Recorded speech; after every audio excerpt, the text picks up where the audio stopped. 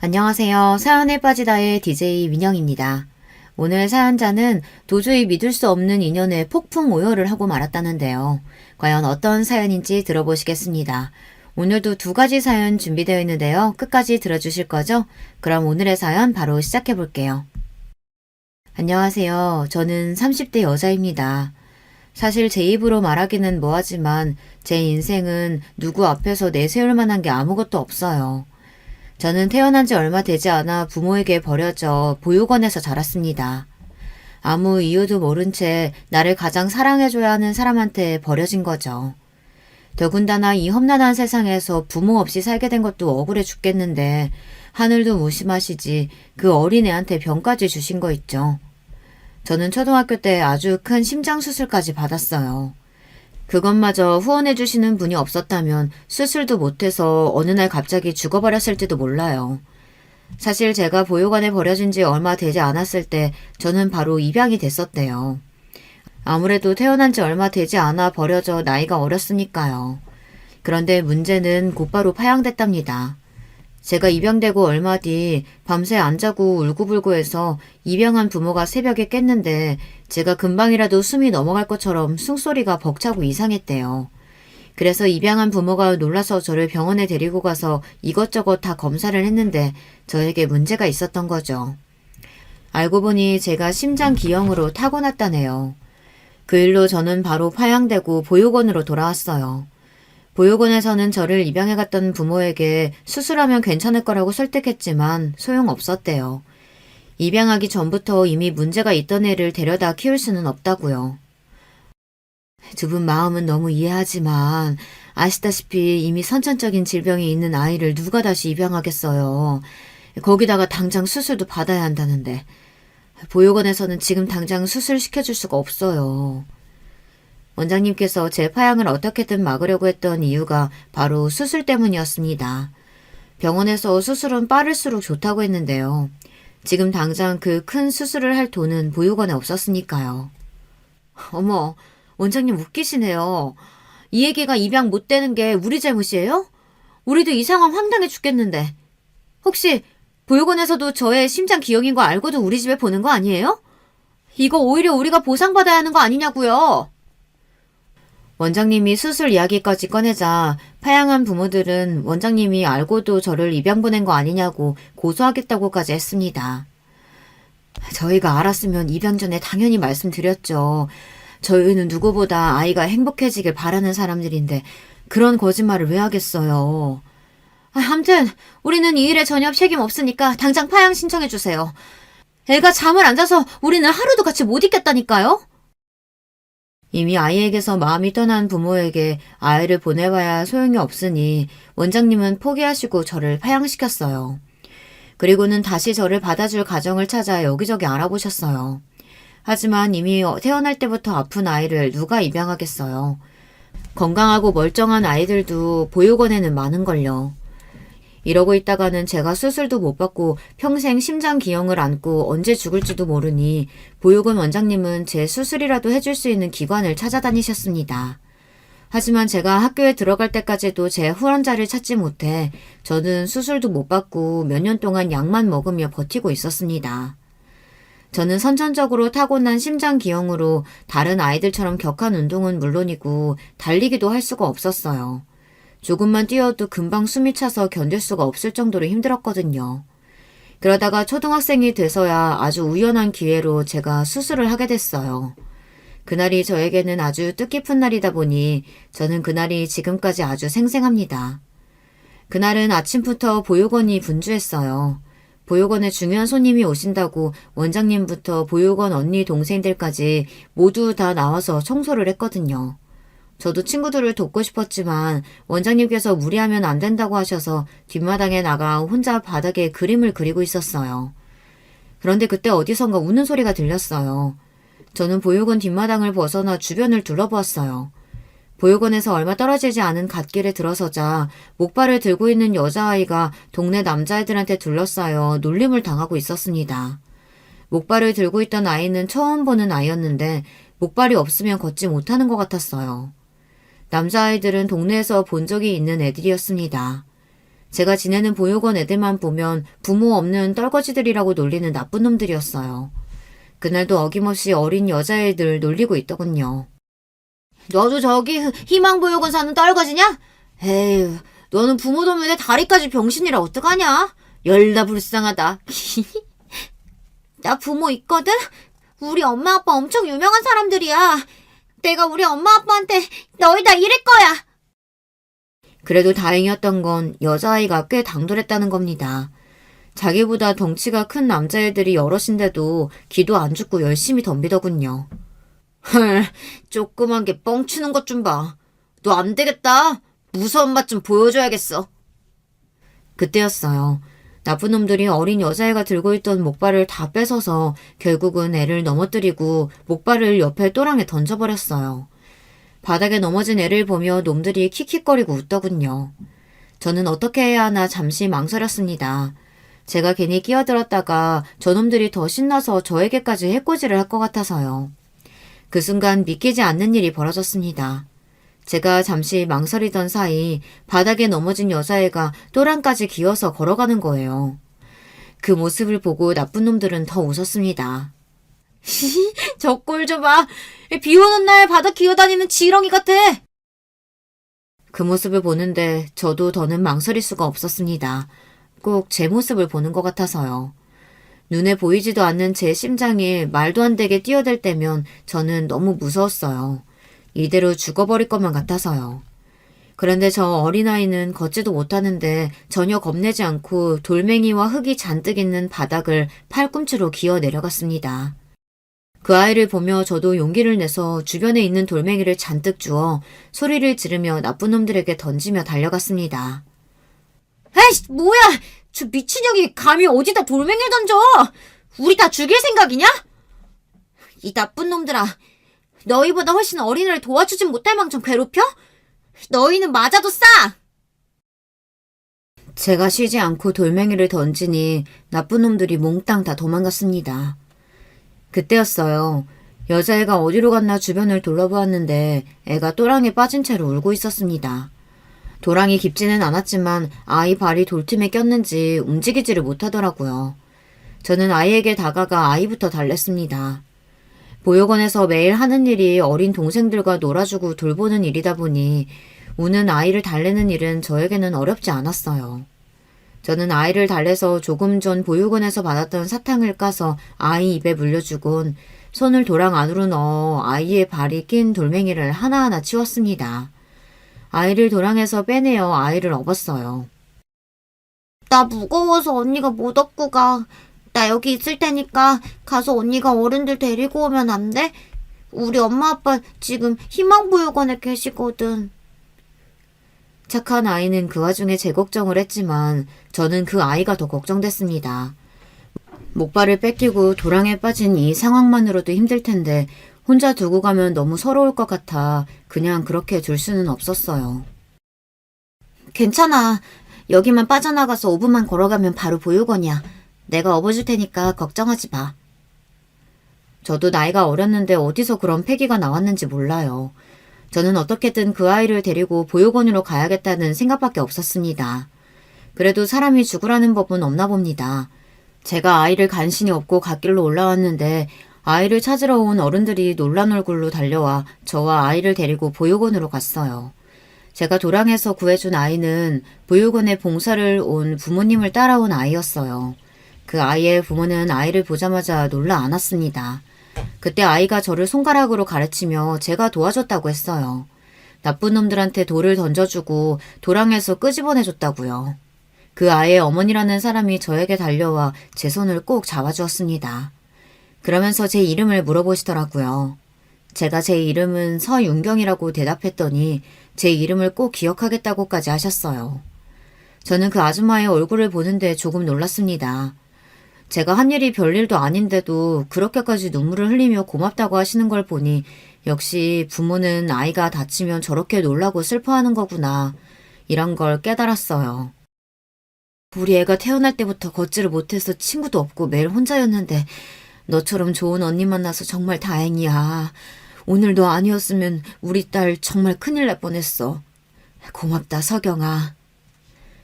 그 순간 괜히 저도 모르게 목발을 한 아이가 부럽더군요. 저에게도 저런 부모가 있었으면 좋겠다 싶어서요. 저를 낳아주신 부모는 제가 아픈지 어쩐지도 모르고 저를 버리셨는데 저 부모에게는 걷지 못하는 자식을 걱정하고 아끼는 모습이 그대로 느껴졌어요. 그런데 그날 저에게도 기적과도 같은 일이 벌어졌어요. 제가 도와줬던 그 아이의 아버지라는 사람이 우리 보육원에 매년 큰 기부금을 후원해 주시는 회사의 대표라네요. 저를 안아줬던 아줌마가 그 대표의 아내고요. 원장님께서 얼핏 그 부모에게 저의 이야기를 했는데 제 사연을 안타깝게 여겼던 그 아이 부모님께서 제 수술을 지원하기로 하셨다고 하더라고요. 정말 잘됐다, 잘됐어. 이제야 하늘이 널 좀 도우시나 보다. 원장님께서 너무 잘됐다며 제 손을 잡고 눈물을 펑펑 쏟으시는데도 저는 현실이 믿기질 않았어요. 정말 제가 수술을 할 수 있는 건가 해서요. 저는 그날 그 아이의 부모님 덕분에 심장 수술을 받았습니다. 저는 그 수술로 건강한 심장을 되찾았어요.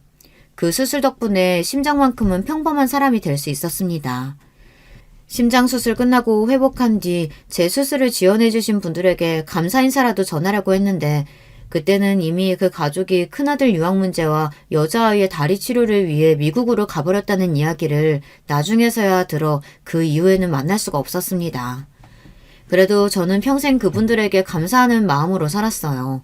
그분들의 지원이 아니었다면 저는 지금처럼 숨도 못 쉬고 살았을 수도 있으니까요. 심장 수술에 제 모든 운을 다 쏟아부었는지 그 이후로는 저에게 큰 행운이 없었어요. 수술을 잘 받고 회복했는데도 저는 입양이 되지 않아 19살까지 보육원에서 자랐습니다. 사춘기 시절 내내 보육원에서 자란다는 사실을 숨기기 위해 부단히도 노력했지만 결국은 아이들에게 들켜 항상 놀림감이 되고는 했어요. 대학에 가서는 눈에 띄지 않고 평범한 아이들 틈에 섞여 살아보려고 했는데 저도 모르게 조금만 친해지면 금방 아이들에게 마음을 주고 말았어요. 저는 고등학교를 졸업하자마자 바로 보육원을 나와 혼자 살기 시작했어요. 마음 같아서는 4년제 대학을 가고 싶었지만 그랬다가는 도무지 생활이 안 될 것 같아서 취직이 잘 되는 과를 선택해 전문대를 갔습니다. 전문대에 가서도 삶이 녹록지는 않았어요. 학비도 내야 하고 집 월세도 내야 하다 보니 하루도 아르바이트를 쉴 수가 없었습니다. 그렇다 보니 아무리 평범한 대학생인 척하고 싶어도 저절로 티가 났죠. 한 번은 그런 적도 있었어요. 대학 때였는데 친한 친구가 남자친구가 생겼어요. 그 남자친구의 절친들이 여자를 소개해달라면서 미팅을 해달라고 한 적이 있었습니다. 그런데 얼마 뒤 그 친구가 저만 쏙 빼고 다른 친구들은 다 데리고 미팅에 나가겠다고 했어요. 그 친구는 제 아르바이트 시간을 맞출 수가 없어서 어쩔 수 없었다고 했습니다. 저는 그 말을 철석같이 믿었어요. 그 정도로 친한 친구였으니까요. 그런데 얼마 뒤 우연히 제가 없는 자리에서 친구들끼리 하는 이야기를 들었는데 그 친구가 생각지도 못한 말을 하더라고요. 나도 웬만하면 석영이도 데려가고 싶었지. 근데 남친이 보육원에서 자란 애를 자기 친구들한테 소개하기 좀 그렇다는 거야. 그런 소리를 석영이한테 할 수도 없고. 그래서 나도 어쩔 수 없이 아르바이트 핑계 댄 거라니까. 너희들도 석영이 앞에서 꼭 비밀로 해. 알았지? 저는 친구가 한 말이 내내 마음에 걸려서 그날 수업에 들어가지도 못했어요. 친구들 앞에서 저는 전혀 모르는 척 미팅 잘 다녀오라고 해야 하고 그 친구들도 제 앞에서 애써 거짓말을 해야 하는 상황이 너무 싫었거든요. 그날처럼 제가 초라하게 느껴졌던 날이 없었습니다. 그 전까지는 제가 고아이고 보육원에서 자랐어도 누구보다 밝고 긍정적으로 살았다고 자부할 수 있었는데 그날 이후부터는 많이 달라졌어요. 저를 아끼고 좋아하는 사람들은 저를 이해하고 좋아할지 모르겠지만 그렇지 않은 사람들은 저를 볼 때 고아라는 편견으로 가득한 눈으로 보고 있을지도 모르니까요. 그러다 보니 누군가 좋아지거나 관심이 생겨도 제가 먼저 다가가서 말을 걸거나 친해지려고 노력도 하질 않았어요. 결국엔 제가 상처를 받을 것 같아서요. 20대 때는 몰랐는데 30이 넘어가자 주변의 친구들이나 직장 동료들이 하나둘 시집을 가기 시작하더라고요. 결혼을 안 한 친구들이나 동료들도 부모님께서 슬슬 결혼하라고 잔소리를 한다고 하시더라고요. 그러면서 친구들은 만나기만 하면 저에게도 결혼 생각이 없냐고들 물었어요. 넌 우리보다 직장 생활도 빨리 시작해서 돈도 많이 모았을 텐데 혼자도 오래 살아서 외로울 텐데 결혼하고 싶지 않아? 나야 항상 혼자였는데 이제 와서 외롭기는 뭐. 그리고 어떤 남자가 나랑 결혼 같은 걸 하고 싶겠어. 저는 입에 붙은 말이 누가 나랑 결혼하겠어 라는 말이었습니다. 물론 친구들은 왜 그런 말을 하느냐고 제 편을 들었지만 저는 진작 체념하고 있었기 때문에 제 인생에 결혼은 쉽지 않을 거라는 걸 알고 있었습니다. 사람들이 다들 겉으로는 고아가 어떻냐, 그게 네 잘못이냐 쉽게들 말하지만 현실적으로는 주변 지인들만 해도 처음엔 제가 고아라는 사실을 모르다가 나중에 제가 고아라 보육원에서 자랐다고 하면 80% 정도는 다들 당황해서 말을 못해요. 나머지 20%는 그럴 줄 알았어 라는 반응이고요. 아무래도 몇 년씩 알고 지내는 사이다 보니 제가 평소에 부모님 이야기를 전혀 하지도 않고 일찍부터 혼자 살았으니 예상하는 지인들이 있더라고요. 에이, 네가 어떻다고 그런 소리래. 부모님 안 계신 거야 네 잘못도 아닌데 그걸 가지고 뭐라고 하는 집안 남자하고는 애초에 시작을 안 하는 게 맞지. 다들 제 생각을 해서 현실은 그렇지 않다고 저에게도 좋은 사람이 찾아올 거라고 하지만 제가 직접 겪은 바에 의하면 그렇지 않습니다. 다들 그냥 겉으로는 듣기 좋은 소리만 하는 거예요. 왜 이렇게 비관적이냐고요? 여러분도 저처럼 살아봤다면 제가 왜 이러는지 아실 거예요. 동화 속에 보면 부모 없는 애들이 참 많이 나오잖아요. 어릴 때는 그게 좋았어요. 나만 부모가 없는 게 아닌 것 같기도 하고 저도 주인공이 될 수 있는 것 같아서요. 그런데 점점 클수록 그게 아니라는 걸 알게 됐습니다. 부모 없는 아이들은 언제나 보호받지 못하다 보니 항상 고난과 시련이 알아서 따라다녀요. 그런 고난을 스스로 극복하고 사는 모습을 보는 걸 사람들이 좋아하는 거죠.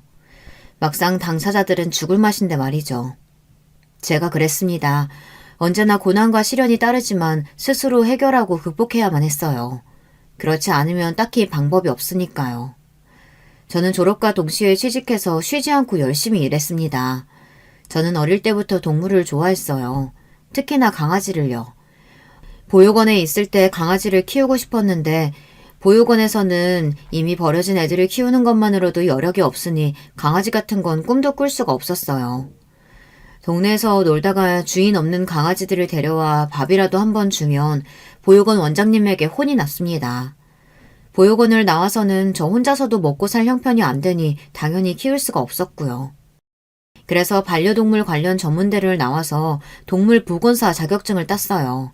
그 자격증만 있으면 바로 동물병원 간호사로 취직이 된다고 해서요. 저는 동물병원 여럿을 옮겨다니며 일했습니다. 그러던 중 여러 병원에서 부당한 일을 당하기도 했어요. 동물병원 옆에 펫숍을 같이 운영하는 병원에서 근무한 적이 있습니다. 동물병원 원장님 아내가 바로 병원 옆에서 펫샵을 운영하고 있었어요. 더군다나 그 원장 아내는 병원 근처에서 강아지 카페도 운영하고 있었어요. 처음엔 규모가 큰 병원인 것 같아 월급 밀릴 일은 없겠구나 싶어 좋아서 들어갔습니다. 사실 그 전 병원에서는 원장이 이상한 사람이라 월급을 밀린 적도 있었거든요. 자꾸 하루 일틀씩 월급을 밀리더니 한 번은 일주일이 지나도 말이 없길래 왜 월급을 안 주시냐고 따진 적이 있었어요. 그랬더니 대뜸 그 원장이 재수없는 소리를 하더라고요. 집도 없고 부모도 없는 게 불쌍해서 데리고 있어줬더니만 고마운 줄을 모르네. 너처럼 듣보잡 대학 나온 무식한 년을 누가 써준다고 그래. 써줄 때 입 닥치고 있어. 그가 월급 금방 줄 테니까. 고아로 살면서 별의 별소리를 다 듣고 별의별 취급을 받으면서 살았지만 이런 경우는 또 처음이었어요. 돈을 안 준 건 본인이면서 부끄러운 줄도 모르고 오히려 저에게 큰 소리를 치더라고요. 월급을 밀렸으면 먼저 미안하다고 사과부터 해야 되는 거 아니에요? 꼴랑 저 같은 애 월급도 못 줘서 빌빌거리는 주제에 누구한테 욕을 해요?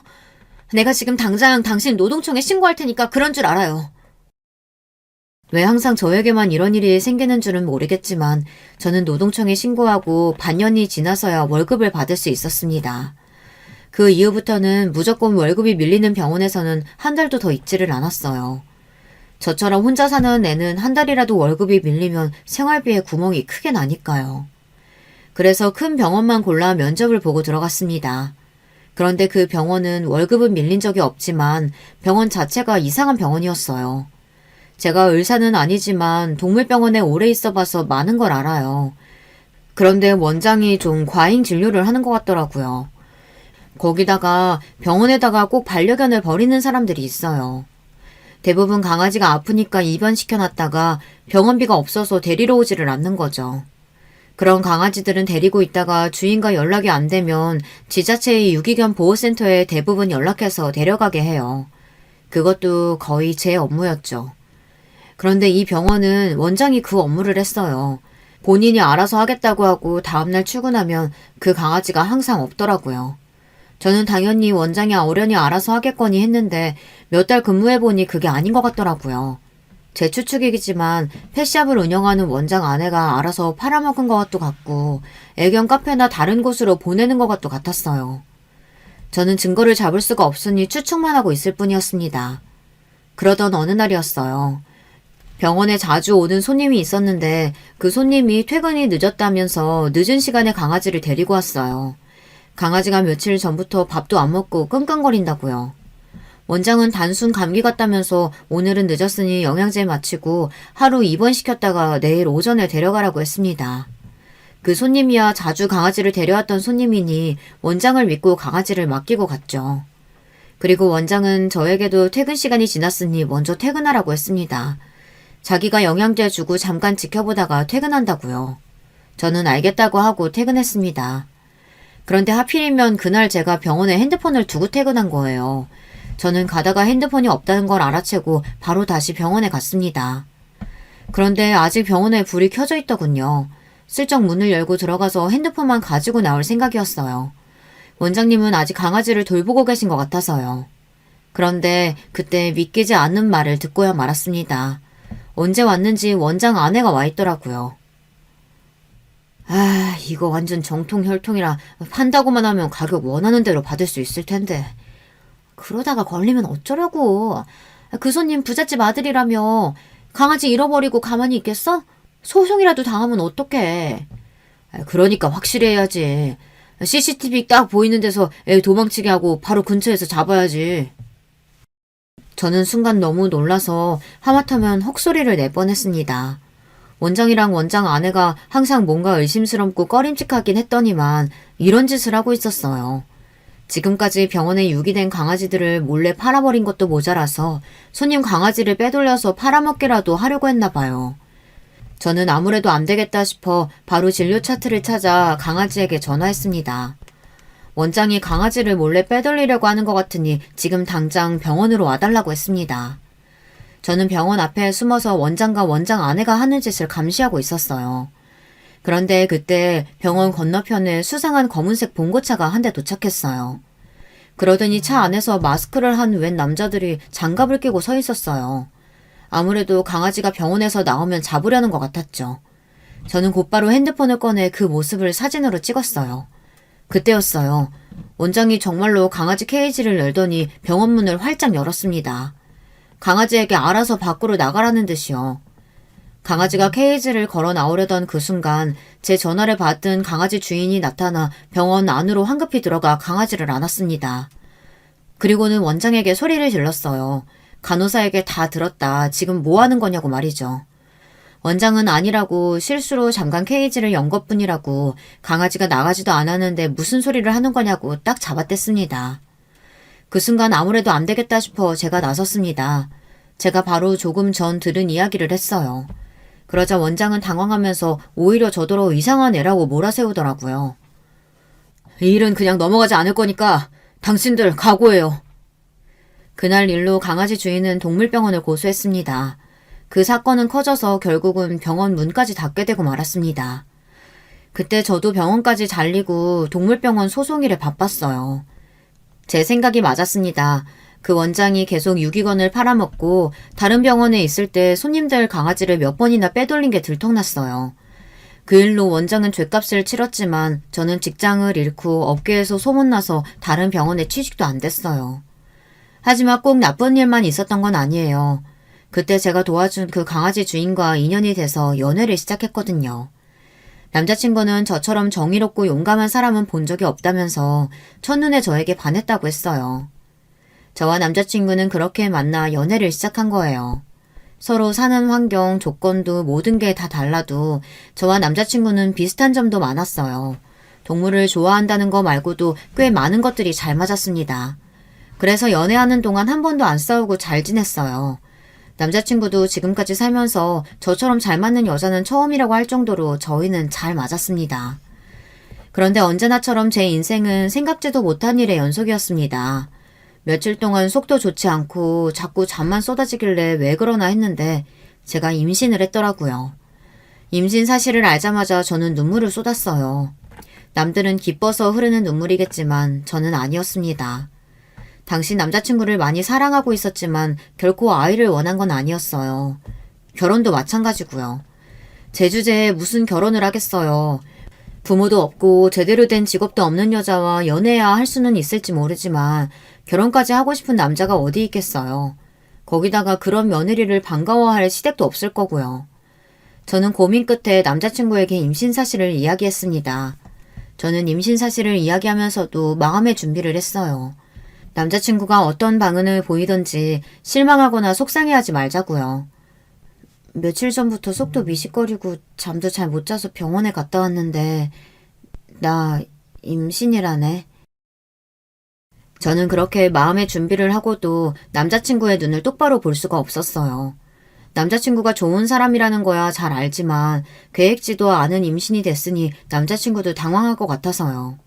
남자친구의 당황한 얼굴을 보는 게 겁이 났습니다. 그런데 남자친구의 반응은 의외였어요. 정말? 와, 어떡해. 너무 좋아. 내가 철이 없나 봐. 자기는 힘들 텐데 나는 생각 없이 그냥 마냥 너무 기뻐. 너 닮은 딸이었으면 너무 좋겠다. 남자친구는 주변에 사람들이 있는데도 아랑곳하지 않고 신나서 자리에서 폴짝 뛰어댔어요. 그러면서 저에게 고맙다며 안아주었습니다. 저는 어안이 벙벙했어요. 남자친구 말이 맞아요. 남자친구는 참 철이 없었습니다.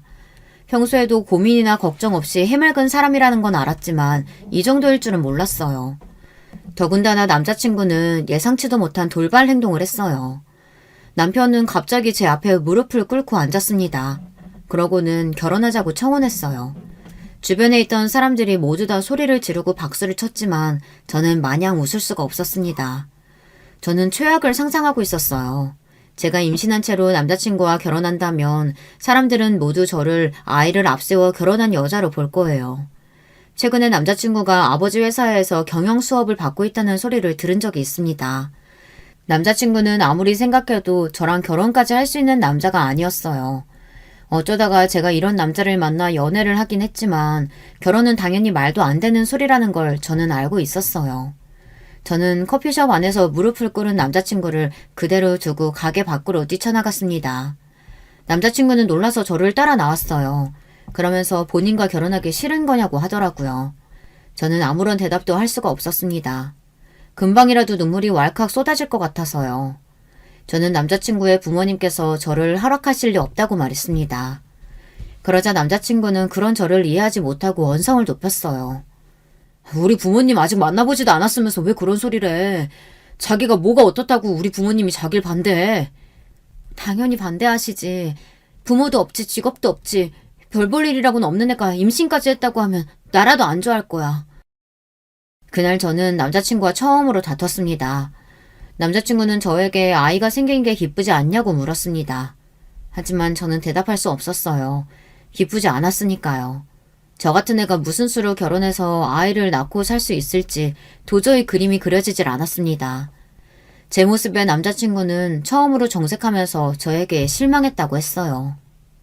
제가 그런 생각을 안 할 수 없는 게 처음 남자친구와 연애를 시작할 때 들은 이야기가 있어요. 저와 남자친구가 연애를 시작한 지 얼마 되지 않았을 때 남자친구가 친구들에게 저를 소개하고 싶다고 모임에 데려간 적이 있습니다. 저는 단순히 남자친구의 친구들을 만나는 자리겠거니 생각하고 단순하게 생각했어요. 그런데 이건 뭐 드라마 속에서나 보던 파티더군요. 알고 보니 남자친구는 저와 사정이 달라도 많이 달랐어요. 남자친구네 집안이 정확히 뭘 하는 집안인지는 모르겠지만 언뜻 보기에도 잘 사는 집안이라는 건 알겠더라고요. 남자친구는 강남 토박이에다가 미국 유학을 4년이나 갔다 왔어요. 더군다나 남자친구는 아버지가 운영하는 회사에서 근무한다고 했습니다. 물론 그때까지만 해도 작은 회사 정도라고 생각했는데 그날 친구들을 만나고 나니 제가 잘못 알아도 한참 잘못 알았다는 걸 알게 되었죠. 모임 자리에 온 친구들은 모두 남자친구가 어릴 때부터 함께 어울려 다녔던 친구들이에요. 남자친구가 잠깐 자리를 비운 사이 친구들이 저에게 다가와 인사를 하는데 다들 대단한 사람들이더군요. 저는 놀라서 명함도 못 내밀겠더라고요. 다들 내노라 하는 집안의 자식들인데다가 하는 일들도 다들 전문지가 아니면 사업을 하고 있었어요. 거기다가 학벌까지 다들 좋았습니다. 서울의 명문대도 아니고 외국에서 대학을 나온 사람들도 많더라고요. 저는 놀라서 입을 벌리고 있었는데 그 순간 모든 관심이 저에게 쏠렸습니다. 다들 저에 대해 궁금해했어요. 학벌은 어떤지, 직업은 어떤 건지 대놓고 물어봤죠. 저는 거짓말을 할 수는 없으니 있는 그대로 말했어요. 그런데 그 순간 민망할 정도로 정적이 흐르더군요. 마치 제가 무슨 말을 잘못하기라도 한 것처럼요. 우리 종호가 여자 보는 눈이 많이 달라졌네. 곧 아버지 사업도 물려받는다더니 이러다가 안 물려주신다고 할 수도 있겠는데? 남자친구의 친구들은 제 앞에서 대놓고 저를 조롱했습니다. 순간 저는 얼굴이 터질 듯 빨개졌어요. 남자친구네 아버지께서 하는 사업이 어느 정도인지 몰라도 친구들끼리 하는 말을 들으니 대단한 회사인가 보더라고요. 아이, 너는 여자친구분 놀라시게 무슨 그런 말을 하고 그래. 원래 재벌가 왕자님한텐 이런 러브스토리 정도는 있어줘야지. 안 그러냐? 친구들끼리 낄낄거리며 웃는데 저는 혼란스럽기만 했습니다. 그때 남자친구가 나타나지 않았으면 저는 그 자리에서 꿀먹은 벙어리 마냥 바보처럼 서 있었을 거예요. 남자친구는 아직도 그날 일을 몰라요. 제가 남자친구한테 말하지 않았거든요. 제가 뭐라고 저 때문에 친구들과의 사이를 망치게 하고 싶진 않았어요. 그날 이후 저는 남자친구와 헤어져야 하나 생각하기도 했습니다. 사실 그때야 만난 지 얼마 되지 않았을 때다 보니 둘 다 눈에 콩깍지가 생겨서 모르는 거지 현실적으로 미래를 꿈꿀 수 없다는 것 정도는 이미 알고 있었거든요. 그런 상황에서 제가 임신을 해버렸으니 저는 당혹스러울 수밖에 없었어요. 그런데 얼마 뒤 생각지도 못한 일이 벌어졌어요. 그날 이후 남자친구는 결혼을 서두르자고 했어요. 부모님께 말씀드렸다고요. 부모님께서 저를 궁금해하신다며 서둘러 인사를 가자고 했습니다. 저는 남자친구에게 말하지 못했지만 사실 두려웠어요. 저는 그런 사람이었습니다. 남자친구의 부모님을 만나기도 전에 미리부터 겁을 먹고 도망치고 싶었습니다. 거기다가 남자친구네 집은 제가 생각한 것보다 훨씬 더 부자였습니다. 드라마 속에나 나오는 재벌집 같았어요. 그런데 남자친구 부모님의 반응은 제 생각대로였어요. 제가 온다는 사실을 알고 있으시면서도 약속한 시간이 지날 때까지 부모님은 나타나질 않으셨어요. 남자친구도 이런 사실을 몰랐는지 당황해서는 부모님께 급하게 전화하더군요. 그리고는 부모님께 언성을 높이는 것 같았어요. 약속한 시간이 지났는데 왜 안 오시냐고요. 남자친구가 전화하고 나서도 1시간이 지나고 나서야 남자친구 부모님이 집에 돌아오셨습니다. 저는 잔뜩 긴장한 얼굴로 자리에서 벌떡 일어나 꾸벅 인사를 했습니다. 저는 너무 긴장해서 남자친구 부모님의 얼굴을 똑바로 바라보지도 못했어요. 안 그래도 바쁜데 무슨 대단한 사람이라도 온다고 빨리 오라고 호들갑이야. 딱 봐도 별 볼 일 없는 게 남자 하나 제대로 물어서 인생 역전하고 싶어 하는 건데. 바쁘니까 쓸데없는 소리 하지 말고 간단하게 하자. 저기 전현이 임신했다고? 엄마, 내 여자친구한테 전원이 뭐야? 너는 얌전히 있다가 아버지가 정해주는 여자랑 결혼해서 살라니까. 네 동생 그 꼴 당하는 걸 보고도 똑같은 짓을 또 하고 있니? 엄마, 내 여자친구는 달라. 내가 정말 좋아하는 여자라니까? 제발 나 한 번만 믿어주세요.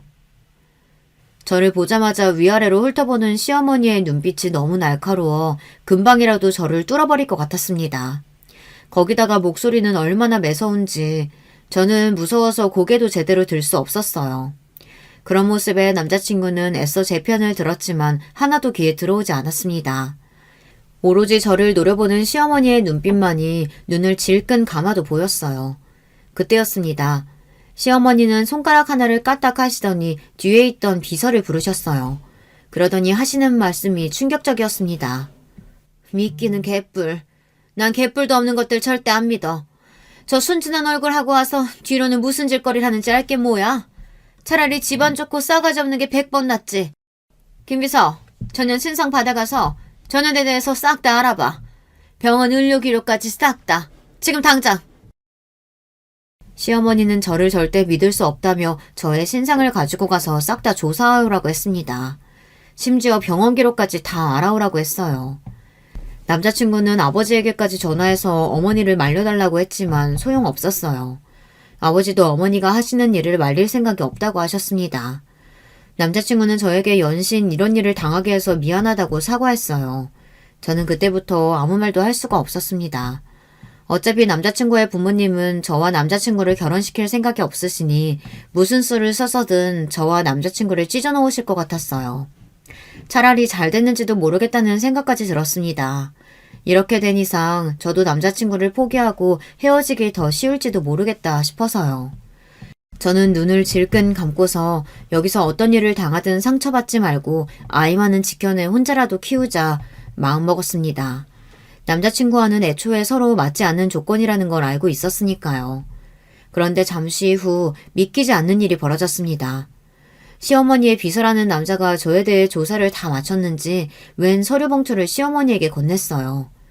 그 서류 봉투를 보는데 저도 모르게 큰 죄라도 지은 사람처럼 침이 꼴딱 넘어갔습니다. 아이씨구, 사온대? 이거 뭐 전문대 그런 거니? 난 태어나서 처음 들어보는데. 이것도 대학이라고. 도대체 어디 붙어 있는 대학이야? 보육원? 너 심지어 보육원 출신이야? 잠깐. 너 이름이 윤석영? 30분 만에 저에 대한 조사를 끝낸 어머니는 하나하나 읽으며 무시하시더니만 갑자기 제 이름을 보고 소리를 지르셨어요. 시어머니는 봉투에 적힌 내용을 보시더니 순간 눈이 휘둥그레졌습니다. 마치 못 볼 걸 보기라도 한 사람처럼요. 그 모습을 보는데 저까지 긴장해서 손에 땀이 찼습니다. 도대체 뭐라고 적혀있길래 저러시나 싶어서요. 엄마, 사람 앞에다 두고 지금 뭐 하는 거야? 도대체 뭘 보고 그래? 남자친구와 어머니 손에 들린 서류 봉투를 뺏으려고 하자 어머니께서는 놀라 봉투를 꽉 쥐었습니다. 그러더니 조금 전과는 확연히 달라진 얼굴로 저를 바라보셨어요. 네 이름이 윤석영 맞아? 정말 희망보육원 윤석영 맞냐고? 어머니의 눈동자가 얼마나 세차게 흔들리는지 순간 저도 말문이 턱하고 막히고 말았습니다. 어머니의 목소리가 얼마나 큰지 주변에 있던 사람들은 물론이고 방에 있던 남자친구의 동생까지 무슨 일이냐고 놀라서 거실로 나왔습니다. 그 순간 저도 놀라고 말았어요. 방에서 나온 남자친구의 동생이 어딘가 낯이 익었거든요. 엄마, 무슨 소리야? 희망보육은 윤석영이라니? 설마 나 어릴 때 구해줬던 그 언니 말하는 거야? 너는... 세상에 어떻게 이런 일이 있을 수 있을까요? 세상이 아무리 좁다고 해도 저에게 이런 일이 일어날 줄은 꿈에도 몰랐습니다. 남편의 어머니와 여동생은 제가 아는 사람들이었어요. 바로 제가 어릴 때 보육원에 있을 때 저의 심장 수술을 시켜줬던 그 가족이었어요. 남자친구의 여동생이 바로 그 어린 날 나쁜 놈들에게 목발을 빼앗겨 바닥에 넘어졌던 바로 그 친구였습니다. 저는 놀라서 눈을 비볐어요. 남자친구의 어머님도 놀라셨는지 서류를 한 번 더 확인하셨어요. 제가 심장 수술을 받았던 기록까지 확인한 어머님은 놀라서 저에게 달려왔습니다. 그러더니 눈물을 펑펑 쏟으시며 저를 안아주셨어요. 그래, 그때 그 석영이, 어머, 내가 어떻게 너를 못 알아볼 수가 있지? 이게 다 무슨 말이야? 옛날에 너 구해줬던 초등학생이 석영이란 말이야? 그렇다니까. 이현이 아니었으면 나 그날 도랑에 빠진 채 몇 시간을 혼자 있었을지도 몰라. 남자친구도 그날 일을 이야기로만 들었지 그 이후 바로 미국으로 가버렸으니 그 이야기 속 여자아이가 저일 거라고는 생각도 못했어요. 그럴만하죠. 저도 그때 일을 잊고 산 지 오래됐으니까요. 미안하다 석영아. 내가 너를 미워해서 이렇게 모질게 군 게 아니야. 내가 원래 이런 사람이 아닌데 나이 들수록 사람한테 데이다 보니 이 세월이 나를 이렇게 나쁜 사람으로 만들었구나. 어머니는 저에게 바로 사과하셨어요. 절대 제가 고아이고 전문대를 나왔다고 무시하려던 게 아니랍니다. 단지 저의 조건만 보고 제가 당신의 아들을 이용하려고 한다고 생각하셨대요. 예비 시어머니께서 저에게 그렇게 모질게 구신 이유가 있더군요. 바로 얼마 전에 시댁에 믿을 수 없는 일이 있었대요. 남자친구에게 여동생이 하나 있어요. 제가 어릴 때 보육원 앞에서 도와줬던 바로 그 동생이요. 그 동생이 다리 치료를 받기 위해 미국에 다녀온 뒤 완전히 걸을 수 있는 건 아니지만 그래도 전보단 근육이 더 좋아져서 손을 자유롭게 사용하고 집에서는 보조기구를 이용해 생활할 수 있을 정도로 좋아졌더라고요. 덕분에 대학을 졸업하고 취직도 해서 집안에서 재택근무도 하고 있었어요. 그러면서 한국에서도 꾸준히 계속 재활을 받았고요. 그러다가 여동생이 재활을 담당했던 남자와 둘이 눈이 맞아 연애를 했답니다. 만난 지 오래되지는 않았지만 여동생의 옆에서 살뜰하게 챙기는 남자의 모습에 가족들 모두 그의 진심을 의심하지 않았답니다. 그래서 둘의 교제를 허락했대요. 특히나 여동생이 남자를 너무 믿고 좋아하기도 했고요. 얼마 뒤 둘이 결혼하겠다고 해서 가족들은 모두 기쁜 마음으로 허락했답니다. 동생을 생각해서라도 아예 동생의 병에 대해 모르는 사람보다는 옆에서 많은 면에서 도와줄 수 있는 사람이 아무래도 좋을 것 같아 반대할 이유가 없었답니다. 물론 조건만 놓고 보면 그 남자가 많이 부족했지만 시댁에서는 어릴 때부터 아팠던 딸이 원한다면 뭐든지 해주고 싶으셨대요. 그래서 결혼 이야기가 나오자마자 바로 결혼 준비를 시작했답니다. 모든 결혼 준비는 시댁에서 도맡아 했대요. 집이고 결혼 준비고 모든 비용은 전부 다요. 남자가 착한 심성 말고는 가진 게 없어도 너무 없는 사람이라서 그럴 수밖에 없었답니다. 물론 남자는 자신의 부족한 부분을 미안해했지만 시댁이야 돈밖에 가진 게 없는 사람이니 별로 신경 쓰지 않았대요. 둘이 행복하게만 살면 된다고요. 그러던 중 미루고 미루다 결혼식을 3주밖에 남기지 않고 상견례를 했답니다. 남자 부모님이 시골에서 농사를 지으시는데 농사일이 바빠서 서울에 올라올 수 없다고 해서요. 결국은 결혼식 첨창장까지 다 보내고 나서야 상견례를 했다네요.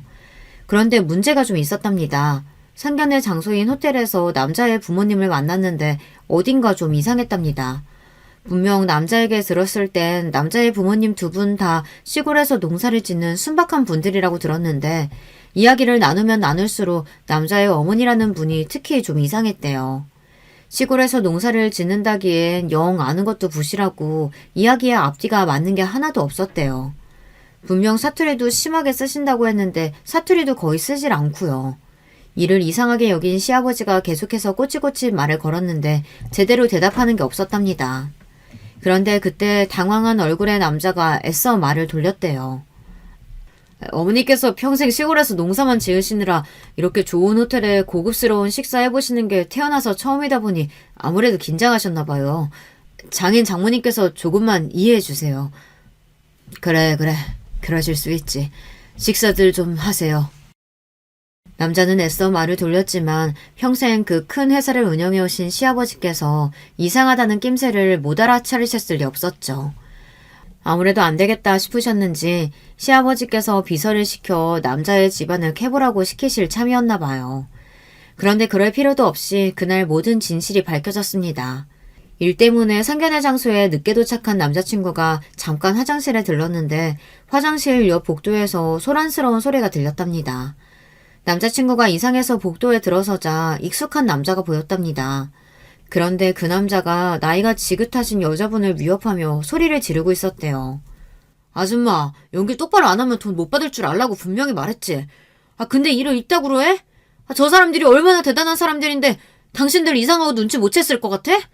당신들 때문에 내 결혼 파토나면 책임질 거야? 책임질 거냐고! 나도 갑자기 연락받고 온 거라 준비를 못해서 그래요. 결혼식 날은 알아서 잘 할 테니까 걱정하지 말아요. 그러게 네가 약속한 돈부터 먼저 줬으면 이런 일 없었을 거 아니야. 연기 잘하는 예쁜 애들 돈 먼저 안 주면 안 움직인다니까. 저 병신 같은 년이 결혼 준비하게 돈 좀 달라니까 자꾸만 카드 주잖아. 안 그래도 식만 올리면 내 앞으로 사업체 하나 넘어올 거니까 걱정하지 마. 안 되면 이 호텔이라도 달라고 할 거니까.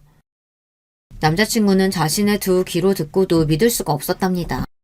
그동안 남자가 여동생에게 얼마나 잘했는지 바로 옆에서 봐왔던 남자친구다 보니 그게 다 거짓이었다는 걸 안 순간 눈이 뒤집혔던 거죠. 남자친구는 그대로 달려가 남자의 멱살을 붙잡고 박살을 내줬답니다. 그리고는 바로 사기죄로 남자와 부모로 위장한 사람들을 고소했다네요. 그런데 남자는 사기 전과가 이미 있는 사기꾼이었어요. 처음부터 여동생을 목적으로 시댁에 돌아왔던 겁니다. 다행히도 결혼 전에 모든 사실을 알게 돼서 그 인간들은 죗값을 치렀지만 그 일로 시댁 식구들은 모두 다 충격에 빠져 몇 년 동안 헤어나지 못했답니다. 그 이후 집안에 들이는 사람들은 모두 다 미리 뒷조사를 하고 채용했다네요. 그랬으니 시어머니께서는 저를 보고도 그렇게 하신 거죠. 그 이야기를 듣고 보니 모든 게 이해가 됐습니다. 아무리 그래도 내가 어떻게 석영이 너를 못 알아보니. 내가 네 이름만은 절대 안 잊어버린다고 약속까지 했는데. 괜찮아요. 그렇게 힘든 일을 겪으셨는데 당연히 아무도 못 믿으시겠죠. 저도 제 생명의 은인이신 분들을 까마득하게 잊고 살았어요. 죄송해요. 아니야. 내가 먼저 알아봤어야 했는데 우리가 미안해. 그렇게 수술비만 주고 미국으로 떠나버려서 내내 마음 쓰이고 미안했었는데 이렇게 건강한 모습 보니까 다행이다. 몸은? 아이까지 임신했는데 괜찮은 거야? 네, 지금은 너무 말짱해요. 뱃속의 아기도 건강하대요. 아유, 다행이다. 석영이 너는 아무 걱정하지 마. 이젠 우리가 옆에 있으니까 우리가 다 알아서 해줄게. 시어머니는 저를 워낙 껴안으며 눈물을 펑펑 쏟으시며 오열했습니다. 저는 지금 생각해도 어떻게 저에게 이런 일이 생길 수 있을까 싶어요. 남들은 세상 참 좁다 정도로만 생각할 수 있지만 저에게는 특별한 인연이었어요. 어린 시절 보육원에서 시어머니와 시누이를 만났던 일도 저에겐 너무 특별했고 어른이 되어 남편을 만나 아기를 가지게 된 것도 저에게는 너무나 행운이었어요. 저는 겉으론 항상 밝은 척 긍정적인 척하며 살았지만 사실 어린 시절부터 내내 고아에다 선천적으로 병까지 가지고 태어난 제가 참 재수도 없는 애라고 생각하며 살았습니다. 그래서 난 뭘 해도 외롭고 별 볼 일 없는 애로 살다가 아무도 모르게 이 세상에서 사라지게 될 거라고 여겼어요. 그런데 제가 잘못 생각해도 너무 잘못 생각한 거였더군요. 제 인생은 전혀 나쁘지 않았다는 겁니다. 저는 현재 저를 쏙 닮은 딸아이를 출산하고 조리원에 있습니다. 청담동에서 제일 유명한 조리원에 있어요. 저는 괜찮다고 했는데도 시어머니께서 아이 낳고 조리하는 게 제일 중요하다고 하셔서 못 이기는 척 들어왔어요. 그런데 너무 좋네요. 지금까지 살면서 이렇게 아무 생각도 안 하고 쉬면서 호강해 본 적이 있었나 싶어요. 가만히 누워있다가도 내가 이렇게 누워있는 게 맞나 불안하기도 하지만 그럴 때마다 시댁 식구들이 저에게 많은 위로와 격려를 해줍니다. 더군다나 제가 유기견 봉사에 관심이 있다는 걸 아시곤 시아버지께서 회사 내에 팀을 꾸려 기업 내에서 봉사할 기회를 만들어주셨어요. 제가 이런 특혜를 받아도 되는 건가 항상 고민이 돼요. 하지만 그럴 때마다 시어머니는 제 손을 꼭 잡아주십니다. 배려와 선의도 계속 받아봐야 익숙해지는 거야. 앞으로 석영이 너도 우리 집 식구니까 우리가 가진 거 누리는 거 다 네 거야. 그러니까 부담 갖지 말고 익숙해지렴. 저는 180도 달라진 제 인생을 즐기려고 노력하고 있습니다. 언제 또 저에게 시련이 닥칠지 모르지만 저는 겁나지 않아요. 이제는 제 곁에도 저를 아끼고 보살펴주는 가족이 생겼으니까요. 지금까지 저의 인생 이야기 들어주셔서 감사합니다. 여러분에게도 저처럼 뜻깊은 인연이 닿으시길 바랄게요. 여러분, 두 번째 사연 시작하기 전에 좋아요, 구독 꼭 눌러주실 거죠? 그럼 두 번째 사연 바로 시작합니다. 안녕하세요. 저는 6개월 만에 이혼을 하게 된 30대 프리랜서입니다. 연애를 8년이나 하고 결혼을 했어요. 전 남편인 이호철과 만난 것은 직장에서였어요. 저는 대학 졸업 이후 작은 공방을 시작했어요. 그때 거래처 중 한 사람과 친하게 지냈는데 그 사람이 괜찮은 남자가 있다고 소개시켜주더라고요. 그게 오빠였죠. 처음 만났을 때 인상은 사람이 되게 둥글둥글하다는 것이었어요. 물론 외모가 그렇다는 것은 아니었어요. 말투나 행동, 특히 웃는 모습이 그랬어요. 뭔가 사람 좋아 보이는 웃음 있잖아요. 처음 만나는데 경계심을 확 낮추는 웃음. 그래서 그날 처음 만나는 자리였음에도 불구하고 한참 얘기를 하면서 시간을 보냈어요. 진짜 무슨 시간이 이렇게 빨리 흐르지 싶었다니까요. 그 뒤로도 몇 번 더 데이트 신청을 받아서 만났는데 생각보다 괜찮은 사람이라는 인상을 받았어요. 그래서 사귀어달라는 고백에 단번에 오케이 했죠. 사실 그때만 하더라도 결혼을 상대로는 생각한 적이 없어요. 결혼에 큰 의미를 두는 편도 아니고 결혼을 너무 하고 싶다고 생각하는 사람은 더더욱 아니었거든요. 그냥 오빠와 만나서 얘기하고 밥 먹고 영화 보고 여행 다니고 이런 순간들이 좋았어요. 한 해, 두 해, 시간이 지나가면서 중간에 싸우기도 많이 싸웠지만 그만큼 추억도 많이 쌓였죠. 사귄 기간이 5년째 접어들기 시작하니까 자연스럽게 결혼에 대해 생각하게 되더라고요. 내가 결혼을 한다면 이 사람이랑 하는 걸까? 이 사람이랑 결혼을 하면 어떨까? 하고 말이죠. 연애 7년차가 되면서 우리는 진지하게 결혼 얘기를 시작했어요. 상견례부터 시작해서 정말 준비해야 할 것들이 넘쳐나더라고요. 예식장 예약에 웨딩 촬영까지 체크해야 할 것들이 많아서 정신없었죠. 그런데 청첩장을 결정하기 위해 만난 자리에서 갑자기 오빠가 결혼을 좀 미룰 수 없겠냐고 하더라고요. 사실 영미가 이혼을 했어. 그래서 좀 집안 분위기도 그래. 영미 상황도 말이 아니고 그 와중에 내가 결혼한다고 하는 게 과연 맞을까 싶어서. 영미는 오빠의 하나뿐인 여동생으로 저와 동갑입니다. 1년 전에 결혼을 했는데 너무 행복하다고 제게 빨리 결혼을 하라고 했던 것이 지난달이었어요. 저는 이게 무슨 일인가 싶었죠. 이렇게 갑자기? 얼마 전에 만났을 때만 해도 전혀 그런 내색 없었는데? 그 새끼가... 또 생각하니까 빡치네. 하여튼 그놈이 갑자기 애를 데리고 와서는 자기 애라고 하더래. 그래서 자기 호적에 올려야 된다고. 뭐? 그 무슨 말도 안 되는 소리야, 애라니? 거기다 그의 친엄마라는 사람이 나타나서는 자기 애 못 준다고 행패를 부렸다나 봐. 저는 가슴이 철렁 내려앉는 기분이 들었어요. 다른 가족들에게 아직 얘기하진 않았지만 아가씨 뱃속에는 새 생명이 자리하고 있었거든요. 지난달 만났던 것도 혼자서는 산부인과에 갈 자신이 없다고 함께 가달라고 해서 부탁해서 만난 자리였거든요. 그래서 아가씨는 좀 어때? 많이 놀라셨대? 그게 문제가 아니었어. 너 영미 임신한 거 알고 있었어? 저는 역시나 문제가 됐구나 싶었죠. 저는 대답 대신 고개를 끄덕이며 오빠의 눈을 피했어요. 오빠는 그런 얘기를 왜 숨겼냐고 펄쩍 뛰더군요. 저는 아가씨가 좀 더 안정이 되면 얘기를 한다고 했다고 해서 입을 다물고 있을 뿐이었거든요.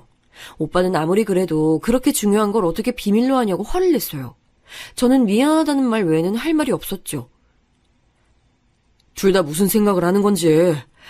그래, 너도 짐작했겠지만 유산했어.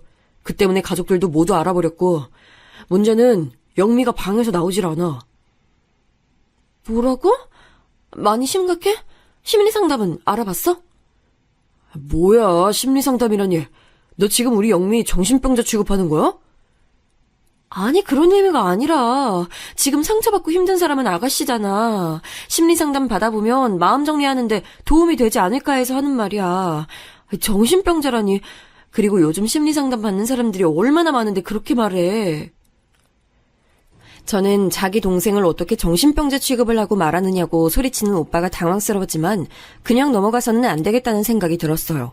사실 제 사촌 언니가 회사의 직장 상사의 갑질 때문에 회사를 그만뒀거든요. 그리고 공방 일을 도와서 함께하는 중이에요.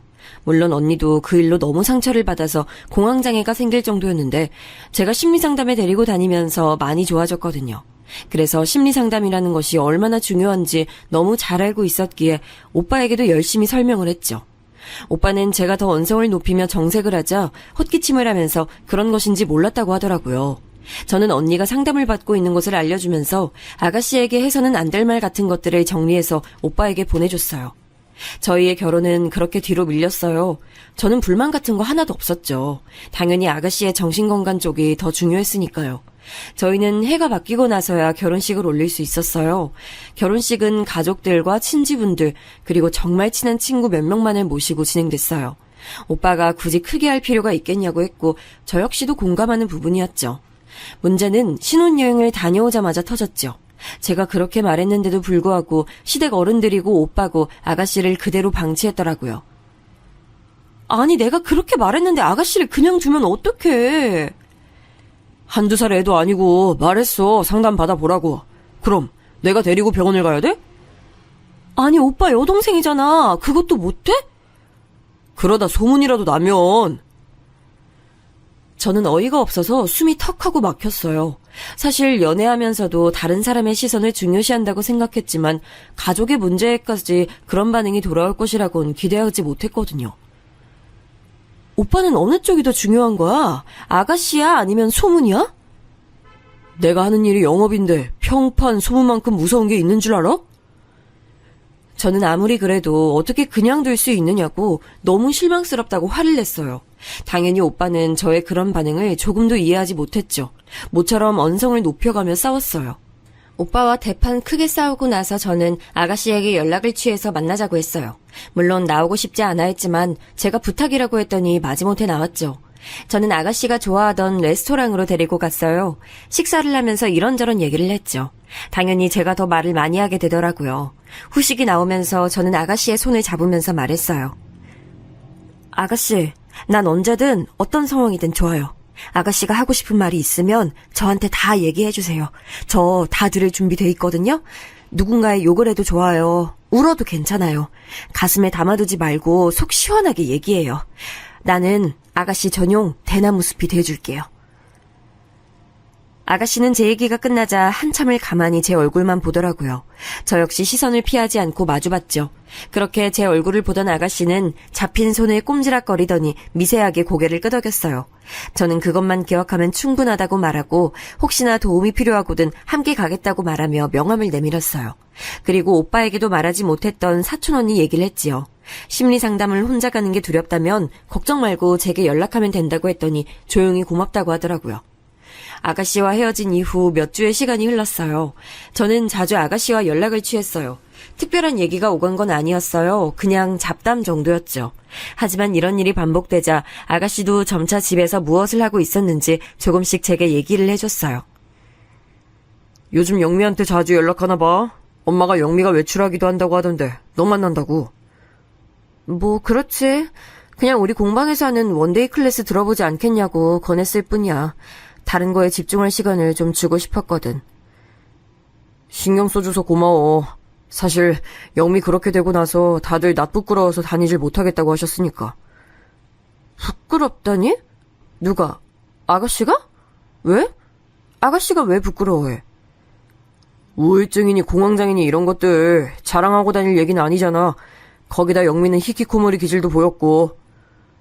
아니, 떠벌리고 다닐 건 아닌 건 맞지만 그렇다고 부끄러워할 문제도 아니잖아. 아니, 남들이 뭐라고 생각하겠어. 거기다 정신병원 다닌다고 소문까지 나봐. 소문? 아니, 오빠는 도대체 저번부터 왜 그렇게 소문에 집착해? 오빠는 자신이 이상한 게 아니라 이런 상황에서 아무렇지 않게 심리상담이란 말을 입에 올리는 제가 이상하다고 하더라고요. 저는 뭐가 이상하냐고 따지고 들었어요. 그렇잖아. 아니, 넌 아무렇지도 않아? 입장을 바꿔봐. 가족 중에 영미 같은 사람이 있다고 해봐. 주변 사람 신경 안 쓰고 당당하게 병원 데리고 갈 수 있어? 있어. 내 가족의 정신건강이 중요하지. 다른 사람 시선이 중요한 게 아니잖아. 오빠는 제 대답에 고개를 절레절레 흔들면서 이해할 수 없다고 말하더니 더 이상 이야기를 피했어요. 저는 끝까지 물고 늘어지고 싶었지만 도망치듯 자리를 피하는 오빠를 보면서 아무리 말해도 듣지 않겠구나 싶었죠. 연애할 때는 크게 와닿지 않았는데 오빠가 생각하는 걸 제가 따라가지 못하겠다는 생각이 들기 시작한 것도 이맘때부터였어요. 저희는 결혼 이후 각자 자신의 수입은 자신이 관리하는 것으로 했어요. 오빠 이름으로 통장을 하나 만들고 가족 카드를 사용했죠. 저도 오빠도 같은 금액을 생활비 명목으로 그 통장에 입금을 했답니다. 그리고 그 안에서 생활을 했죠. 나머지는 각자가 알아서 관리하는 것으로 했어요. 그래서 저는 오빠의 월급이 어느 정도인지 어떻게 관리하는지 전혀 알지 못했어요. 그건 오빠도 마찬가지였죠. 은행 볼일 같은 경우는 오빠가 도맡아서 했습니다. 저는 공방 살림을 챙기는 것만으로도 충분히 복잡했기 때문에 오빠에게 고마웠어요. 결혼을 한 친구들의 얘기를 들어보면 시댁의 기념일을 챙기는 것이 여간 어려운 것이 아니라고 하더라고요. 같이 살고 있진 않지만 시집살이라는 것이 이런 것인가 싶을 때도 있다고 했어요. 하지만 저는 전혀 그런 게 없었답니다. 저를 시댁으로 부르시는 일은 거의 없었고요. 제사도 전혀 지내고 있지 않았거든요. 명절 때도 그냥 가까운 곳으로 바람이나 쐬고 오자고 하실 정도였어요. 결혼식을 할 때도 느꼈지만 친척분도 몇 되지 않으셨고요. 그러던 어느 날 결혼하고 나서 처음으로 맞이하는 시어머니 생신이었어요. 저는 오빠에게 어머님 미역국을 끓여드리고 싶다고 했죠. 뭐하러, 됐어. 그래도 시집오고 처음 맞이하는 생신이신데 내가 해드리고 싶어 그래. 오빠는 깜짝 놀란 얼굴로 그런 것은 전혀 신경 쓸 필요가 없다고 하더라고요. 저는 고집을 부려봤지만 오빠는 제 결정을 끝까지 만류하며 말했어요. 한 번 하면 계속해야 돼. 해마다 해드릴 자신 있어? 미역국 끓이는 게 뭐가 어렵다고. 그렇게 멀리 계시는 것도 아닌데. 말은 그렇게 해도 어디 그게 쉬워? 그냥 마음만 고맙게 받을게. 엄마 가방 좋아하시는데 그냥 예쁜 백이나 하나 선물하고 말아. 저는 너무 성의 없는 것 아니겠느냐고 했지만 오빠는 그것만으로도 충분하다고 했죠. 그래서 저는 저녁을 함께 먹는 것은 어떻겠냐고 했어요. 정말 선물 하나면 충분해. 너무 그렇게 신경 쓰지 않아도 괜찮다니까. 난 오빠 말대로 그냥 선물만 드리고 넘어가는 게 더 신경 쓰여. 친정에서는 누군가의 생일이 되면 아침엔 미역국을, 저녁에는 면 요리를 가족끼리 다 함께 먹으면서 축하를 했거든요. 결국 오빠는 알겠다고 했어요. 저는 식당을 알아보겠다고 말하며 아가씨도 불렀으면 좋겠다고 했어요. 오빠가 인상을 쓰며 굳이 불러야겠냐고 했어요. 요즘 얼굴 표정도 많이 밝아졌어. 내가 얘기할게. 그래, 네 맘대로 해. 졌어. 저는 기쁜 마음으로 아가씨에게 전화를 걸어 얘기했어요. 하지만 아가씨는 거절하더라고요. 저는 씁쓸했지만 다음에는 함께 하자고 했죠. 그런데 언니, 그 전에 언니가 말했던 곳 있잖아요. 어디요? 아, 우리 언니가 다닌다는 곳이요? 네, 거기 저도 다녀볼까요? 망설이면서 심리상담에 관한 얘기를 아가씨가 먼저 꺼내더라고요. 사실 몇 번이고 권하고 싶었지만 아직까지는 서두르지 말자 싶어서 참고 있었거든요. 대신 사촌 언니의 허락을 받은 뒤 언니에 관한 이야기를 아가씨에게 알려주기만 했죠. 그런데 드디어 아가씨가 용기를 내더라고요. 물론이죠. 그럼요. 저랑 같이 갈까요? 시간 괜찮아요? 긴장한 목소리로 제게 의사를 물어보는 아가씨의 목소리에 눈물이 날 것 같았죠. 우리는 센터에 연락을 취해 곧 날짜를 잡기로 했습니다. 저는 오빠에게 식사는 우리끼리만 하자고 했어요. 그러면서 아가씨가 정식으로 심리상담을 받기로 했다고 말했죠. 오빠는 지금도 많이 좋아진 것 같은데 지금처럼 제가 신경을 써주면 되는 것 아니냐고 했어요. 내가 전문가도 아니고 언제까지 그래. 그리고 아가씨가 스스로 변하려고 하잖아. 그럼 조용히 다녀와. 되도록 사람들이랑 안 부딪히게. 약 처방 받으면 절대 동네 약국은 가지 말고. 저는 기가 막혔어요. 오빠, 무슨 심리상담에 약 처방을 받아? 아니야? 그럼 됐고. 오빠가 무신경하게 다행이라고 중얼거렸어요. 저는 제발 뭐든지 알아보고 얘기를 하라고 했지만 건성으로 고개를 끄덕이더군요. 길게 한숨을 내셨어요. 얼굴에 열이 오르는 기분이 들었죠. 저는 절대 아가씨 앞에서는 그런 소리 하지 말라고 신신당부했어요. 오빠는 잔뜩 귀찮아하면서 알겠다고 했죠. 시어머니 생신 당일이 됐어요. 저는 깔끔하기로 소문난 한정식으로 예약을 했죠. 무조건 꼭 룸이어야 한다고 오빠가 신신당부를 하더라고요. 어머님이나 아버님이 소란스러운 곳을 싫어한다고 말이죠. 그래서 살짝 무리를 좀 해서 룸으로 자리를 잡았어요. 모시러 가고 싶었지만 두 분께서는 들릴 곳이 있다고 하시면서 먼저 가서 기다리라고 하셨어요. 그런데 약속 시간이 돼도 두 분은 물론 오빠도 연락이 되지 않았어요. 오빠는 조금 늦을 것 같다고 톡을 보낸 이후에 아예 전원이 꺼졌더라고요. 저는 무슨 일이라도 생긴 건 아닐까 초조한 마음이 들었어요. 30분 정도 지나고 드디어 두 분이 오셨죠.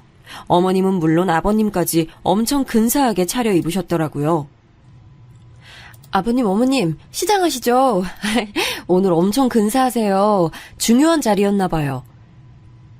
아니, 그럴 일이 좀. 아버님께서는 헛기침을 하시며 말을 얼버무리셨죠. 그리고는 서둘러 자리를 잡으시고는 어머님께 빨리 움직이라고 한 소리 하시더라고요. 내부를 둘러보시던 어머님은 시큰둥한 얼굴로 말씀하셨어요. 아니, 무슨 이렇게 큰 곳으로 잡았어? 노인네들 먹어봤자 얼마나 먹는다고? 저는 깜짝 놀랐어요. 평소에는 다정하게 저를 챙겨주시는 분위기였거든요. 그날은 전혀 달랐죠. 여기 오기 전에 무슨 기분 나쁜 일이라도 있으셨나 신경이 쓰였어요. 오빠가 많이 늦네요. 죄송해요. 남자가 밖에 일하면 다 그렇지. 됐다. 우리끼리 시작하자. 어머님께서는 빨리 밥 먹고 일어나자고 재촉이셨어요. 음식이 나오고 곧 오빠도 들어왔죠. 저는 왜 이렇게 늦었냐고 물었지만 오빠는 회사 일이 늦게 끝났다고 하더군요. 저는 식사 시간 동안 두 분이 평소 즐겨 드시던 음식을 권했지만 입맛이 없다고 하시면서 도통 드시질 못했어요. 속이 많이 불편하세요? 소화제라도 좀 사올까요?